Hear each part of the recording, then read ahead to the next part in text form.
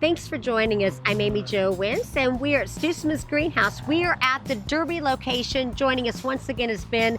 And Ben, it's hot, and our plants, we may need new ones, and you've got some great ideas to help us get into this next... It's summertime. Yes. And we, in Kansas, we see all kinds of weather, and you never know. But a program that we started quite a number of years ago is what we refer to as our summer heat-loving plant material. And really, it's some of the varieties that we have early in the spring, but we have selected ones that truly do perform well in triple-digit weather. And that's what we want people to know, Yes. that even though, everything is dying around us, that you're still bringing in fresh product. And it's all grown outdoors. It is already acclimated to whatever we have at the garden centers.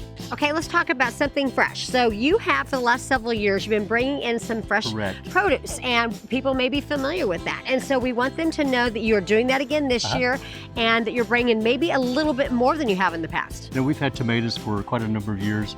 As soon as they're available in the spring, I just can't get as much as I'd like. We've also had cantaloupe and watermelon that all grown in Kansas.